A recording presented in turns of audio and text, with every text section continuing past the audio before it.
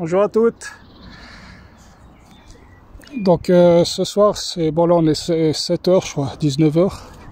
Je vais vous faire part d'un rituel que j'ai mis en place depuis environ une semaine et je suis assez content de ce petit rituel. Ça va concerner plutôt les gens qui ont tendance à boire le soir et perdre du temps, quoi. Et puis se mettre dans une routine de terminer le travail, soit aller faire des apéros avec les amis, après rentrer, se mettre devant la télé, puis boire un verre, deux verres, et puis ça devient une habitude, quoi.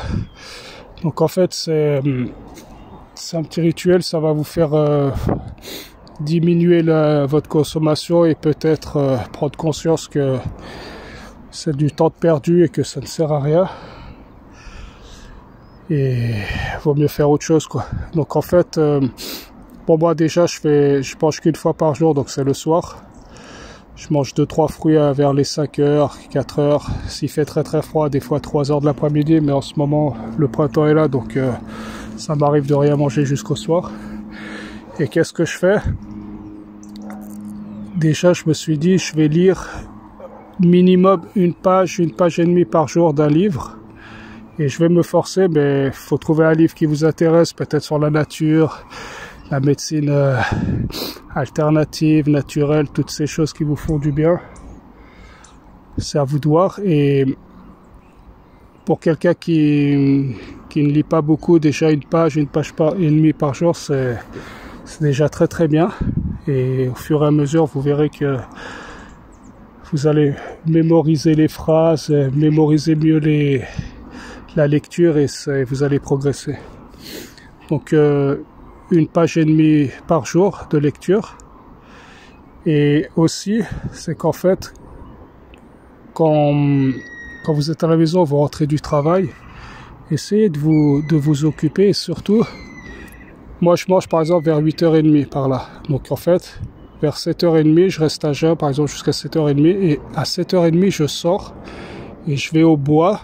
Ou si vous n'avez pas de bois, vous allez dans un parc ou vous cherchez un chemin agréable à faire. Même en ville, il y a toujours des super chemins à découvrir. Et vous allez vous marcher 30 minutes, 1 heure. Et tous les soirs comme ça, le temps que vous avez passé à marcher, vous ne l'avez pas passé à boire des verres. Et quand vous rentrez, vous faites votre repas et vous buvez votre vin, vos verres de vin.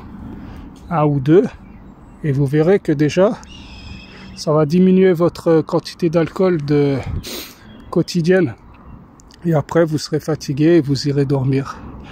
Donc surtout, c'est comme à l'époque quand je fumais des cigarettes. Pour arrêter de fumer, j'ai réduit 1 cigarette par jour. Et par exemple, quand je la fumais, je me levais très tôt, donc à 6h je me levais, j'en fumais 1 à jeun déjà. Donc je l'avais supprimé. Et au bout d'un jour, 2 jours que vous supprimez cette cigarette, quand vous allez vous lever à 6h, vous n'aurez plus envie de la fumer. Vous irez la fumer à 7h.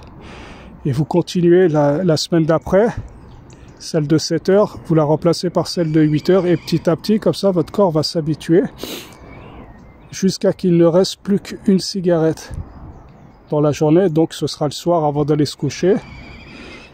Et après, vous trouvez un moyen pour supprimer celle-là. Et puis voilà, ce sera très difficile, mais votre corps, petit à petit, il va s'habituer à la réduction.